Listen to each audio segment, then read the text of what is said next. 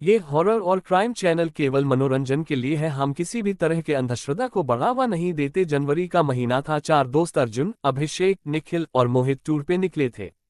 सबसे पहले वह लोग पहुंचे आगरा फोर्ट। रात काफी हो चुकी थी, कड़ाके की ठंड पड़ रही थी। आगरा फोर्ट में पीछे की तरफ कोई आता जाता नहीं था। वहां एक दो लोग तंबू डालकर रहते भी थे और वहां पर घूमने के लिए भी कोई नहीं आता, क्योंकि आगरा फोर्ट बहुत बड़ा है। अर्जुन अपने दोस्त के साथ वहीं पर बैठा था। ठंड काफी हो रही थी, इसलिए उन लोगों ने आग जला ली। पर उन्हें डर था कि कहीं यहाँ पर कोई आ न जाए उन्हें डिस्टर्ब करने के लिए। रात के करीब 2 बजे रहे थे, इसलिए वहां पर किसी के आने की कोई संभावना नहीं थी। चारों दोस्त आग जलाकर आपस में बातें कर रहे थे। हेलो दोस्तों, नमस्कार। मैं आपका दोस्त कभी शरद अजमेरा वकील आज आपके लिए एक नई कहानी लेकर आया हूँ, जो बहुत ही डरावनी है। अगर आपने अभी तक मेरे चैनल को सब्सक्राइब नहीं किया हो तो कर दें। वीडियो को लाइक करें और कमेंट करके बता दें कि आपको किस तरह की कहानी आगे चाहिए। क्या मस्त जगह है। कभी यहाँ पर राजा महाराजा लोग रहते होंगे। सैकड़ों सैनिक यहाँ पर खड़े रहते होंगे। जहाँ पर हम लोग बैठे हैं, हो सकता है यहीं पर कितने लोग मारे गए हो। पर आज देखो, इतना बड़ा किला खाली पड़ा है। अब यहाँ सिर्फ घूमने के लिए लोग आते हैं। अच्छा हुआ हम लोगों ने कोई होटल नहीं लिया, और हम लोग अब आगे कहीं पर भी जाएंगे तो होटल नहीं लेंगे, ऐसे ही रात बिताएंगे। कितना अच्छा माहौल लग रहा है और इस तरह के डरावने एक्सपीरियंस करने में बहुत मजा आता है। तो ठीक है, हम सभी लोग अब जहां भी जाएंगे ऐसी जगहों पर रात बिताएंगे जो कि बहुत डरावनी हो, और उसमें 4 चांद लगाने के लिए हर बार हम में से कोई ना कोई एक हॉरर कहानी सुनाएगा। लेकिन वो कहानी बनावटी नहीं होनी चाहिए। सच में उसके साथ वैसी घटना घटी होनी चाहिए, क्योंकि हर किसी के साथ कभी ना कभी डरावनी चीजें तो हुई ही होती हैं, है ना। तो ठीक है अर्जुन, प्लान तूने बनाया है तो सबसे पहली कहानी तू ही सुनाएगा। ठीक है अर्जुन, ठीक है। तो दिल थाम कर तुम लोग बैठ जाओ और सुनो। अभिषेक, ये कहानी तुझे जरूर पता होगी कि तेरे साथ जो इंसिडेंट हुआ था, मैं वही कहानी सुनाने वाला हूँ। अच्छा, वो कहानी सुनाने जा रहा है तू? यार उस बारे में मैं सोच लेता हूँ ना, तो मेरे रोंगटे खड़े हो जाते हैं। ठीक है, सुना, मजा आएगा। ठीक है, तो कहानी यहाँ से शुरू होती है कि रात के करीब 1 बजे हाईवे पर मैं अपनी स्कूटी से कहीं जा रहा था। हाईवे पर दूर दूर तक कोई भी दिखाई नहीं दे रहा था। चारों तरफ सिर्फ सन्नाटा था। हवाओं की भयानक डरावनी आवाजें मेरे कानों में बार बार पड़ रही थीं। लेकिन मैं स्कूटी ड्राइव किए जा रहा था। पता नहीं अभिषेक किस हालत में होगा, कब से दारू लेने गया था, आधी रात हो गई अभी तक नहीं लौटा।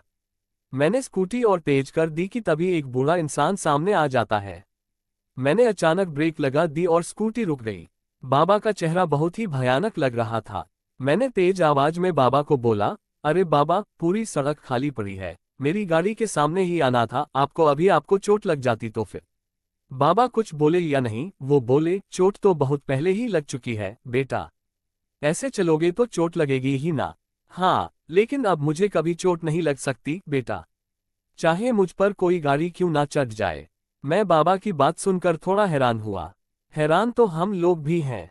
आगे सुनो। मैंने बाबा से कहा, यह क्या कर रहे हैं आप? इतने में बारिश होने लगी, आसमान में बिजली कड़कने लगी। मैंने सोचा यह अचानक बारिश कैसे होने लगी, अभी तो आसमान बिल्कुल साफ था। तभी बाबा ने कुछ ऐसा बोला जिस पर यकीन करूं या ना करूं समझ नहीं आ रहा था। आसमान तो अभी भी बिल्कुल साफ है बेटा, ऊपर देखो। मैंने अपना चेहरा ऊपर उठाकर देखा तो आसमान बिल्कुल साफ था, चांद तारे साफ साफ दिखाई दे रहे थे। आसमान में ये सब देखकर मैं हैरान रह गया था। तभी मैंने बाबा से कहा, बाबा ये सब कैसे हो रहा है, मुझे कुछ समझ नहीं आ रहा है। चलो वो सामने मेरी कुटिया है, मैं तुम्हें सब बताता हूँ। नहीं बाबा, मेरा दोस्त अभिषेक इसी रास्ते से दिन में कहीं गया था, अभी तक वापस नहीं लौटा है, मुझे उसे ढूंढना है। मुझे पता है तुम्हारा दोस्त कहाँ है, आओ मेरे साथ। बाबा की यह बात सुनकर मैं फिर से हैरान हो गया। मुझे कुछ समझ नहीं आ रहा था कि यह बाबाजी तो अनजान है, उन्हें अभिषेक के बारे में कैसे पता। खैर, मैं बाबा के पीछे पीछे उनकी कुटिया तक पहुंच गया। आओ बैठो। बाबा अंदर से लालटेन लेकर आए और उसे जलाया। मैं कुटिया के बाहर ही बैठ गया। बाबा भी ठीक मेरे सामने बैठ गए और मैंने उनसे कहा, बाबा आप जल्दी बताओ, ये सब क्या है? कहाँ है मेरा भाई? आज से 3 दिन पहले इसी रोड पर एक बहुत ही भयानक एक्सीडेंट हुआ था। हाँ बाबा, मैंने सुना है, हुआ तो था एक्सीडेंट। सुना है उसमें 2 लोग मरे भी थे। तुमने बिल्कुल सही सुना है बेटा। वो दोनों बाप बेटे थे। बेटे की आत्मा अभी भी उसी जगह घूमती रहती है क्या? हाँ, और उसकी आत्मा गलत आत्मा के चक्कर में पड़कर खतरनाक हो गई है। अब वह उस रास्ते से निकलने वाले की जान ले लेता है। बाबा की यह बात सुनकर मैं डर गया और मैंने कहा, इसका मतलब उसकी आत्मा ने मेरे भाई को भी नहीं? अभी नहीं, अभी तुम्हारा भाई उसकी कैद में है, मारा नहीं है उसको, पर उस आत्मा ने अभिषेक को अभी तक मारा नहीं था। ये बात बाबा को कैसे पता थी? यही सवाल मैंने बाबा से पूछा। ये सब आपको कैसे पता है? मुझे समझ नहीं आ रहा। बाबा, सब समझ आ जाएगा, थोड़ा धैर्य रखो बेटा और पूरी बात सुनो। ये जो बारिश हो रही है, ये नेचुरल बारिश नहीं है, उसी आत्मा ने कराई है। बाबा, मेरा दोस्त अभिषेक बहुत डरपोक है, वो तो डर कर ही मर जाएगा। प्लीज कुछ कीजिए। जब आप इतना कुछ जानते हैं तो मेरे भाई को बचा भी सकते हैं ना? हाँ, बचा सकता हूँ, लेकिन उसके लिए तुम्हें उसी जगह जाना होगा जहाँ एक्सीडेंट हुआ था। आप नहीं चलोगे मेरे साथ? बाबा, मेरा यहाँ रहना जरूरी है। तुम जाओ, तुम्हारा दोस्त बच जाएगा। अगर जरूरत पड़ी तो मैं तुरंत आ जाऊंगा। ठीक है बाबा, चलता हूँ। मेरे भाई को बचा लेना, फिक्र मत करो। मेरे भाई को बचा लेना, फिक्र मत करो। मैं वहां से उठा, अपनी स्कूटी स्टार्ट की और चला गया। जैसे ही वहां पर मैं पहुंचा, अचानक बारिश तेज हो गई, हवाएं तेज हो गई। भयानक आत्माएं अभिषेक को घेर कर वो उसे डरा रही थीं। वह नजारा बेहद खौफनाक था।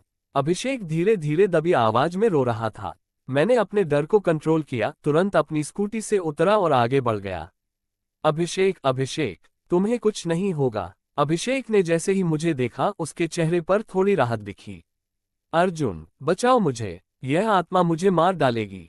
हंसी, आजा, तू भी आजा, तुझे भी निपटा देता। संगीत, हंसी। तभी अचानक बारिश रुक गई, आसमान में बिजली कड़की जिससे एक तेज रोशनी पैदा हुई और तभी मैंने देखा कि वहां पर बाबा आ गए थे। तुम यहां से चले जाओ पापा, ये दोनों मेरे शिकार हैं।